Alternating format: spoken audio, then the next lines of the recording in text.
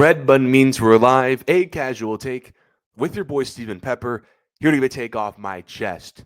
So the Indiana Pacers failed to close out game 4 last night in Indy to take a 3-1 lead over the Oklahoma City Thunder. The series is now tied 2-2 on Monday, and game 5 will be in Oklahoma City. If you're a Pacers fan, you probably don't want to hear what I'm about to say. Listen to this. Each of the last 5 teams that won game 4 when trailing 2-1 in the NBA Finals have all went on to win it all. And that was OKC last night, down 2-1 with winning game 4. It's just, I'm thinking about the 2015 Warriors, the 2022 Warriors. It's just so much momentum for the team that was once trailing to then win that game and then especially have game 5 in their home court. And according to Vegas, they think that OKC has all the momentum now. According to BetMGM, minus 700 to win the rest of the series is OKC to Indiana's plus 500. So listen, I understand there's a lot of series left. It's only tied 2-2. But I just can't help but feel like Indiana blew their championship last night. I just can't help but feel that. I might be wrong. Indiana might go on to win this series. But they were up 7 entering that fourth quarter. Up 4 with 3 minutes left at home. 2-1 lead. They had OKC's offense as stagnant as I've ever seen. They win that game. Now, I'm not saying confetti would have flown down in Gainbridge Fieldhouse. The Pacers would still have to win one more game to win it all. But they basically would have won the championship. History says, unless you're the 2016 Cavs, if you're down 3-1, that's it. And Indiana had the opportunity to go up 3-1. But they let OKC come back and win that game, and that kind of feels about it. Because, listen, I think we need to remember that despite how great Indiana has done in this matchup against all odds, they're still the underdog, the lesser team. And it's just like fighting. If you're the underdog, you cannot let up any kind of momentum that you gained, because when the stronger opponent gets up, you have to land the kill shot. Because when the stronger opponent gets up, catches his footing, he's going to swing back so hard that you probably won't be able to recover. And now OKC gets to play a best of 3 with a maximum of 2 games at a place where they just don't lose in Oklahoma City. And if this is anything like the Denver series, a series where OKC was in the exact same position, that's advantage OKC. And if you're Indiana, and let's go like 10 years down the line, and they still don't have a championship, this is the game that's going to haunt them. That was their chance. And you know what?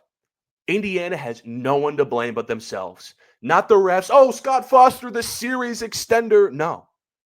Indiana had the 7-point lead entering the fourth quarter. Indiana had a 4-point lead with 3:20 left in the game. And they scored 1 point for the rest of the way. They had 103 with 3:20 left.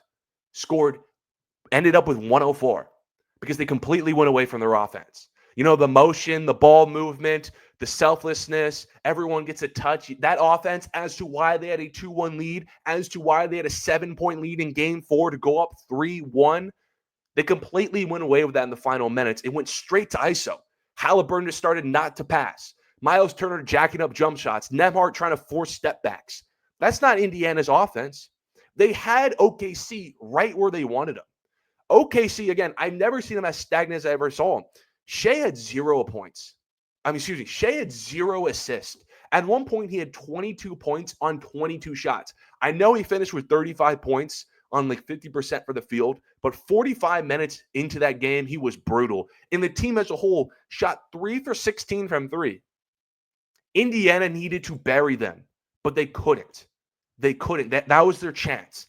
And now OKC, back from the grave, is alive. And it's crazy how eerily similar this is to the Nuggets series, where it's just how this series has gone.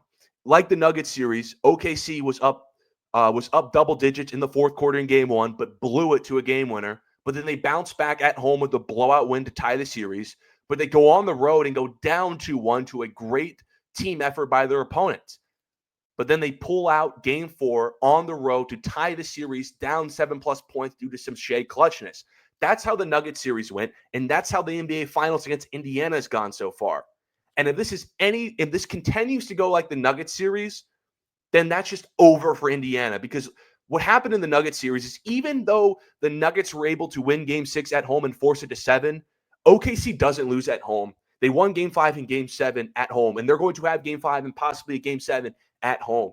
They're 9-2 in the postseason at home, and their only losses this at home this postseason. Yes, Indiana took one. Yes, Denver took one, but they were fluky in my opinion.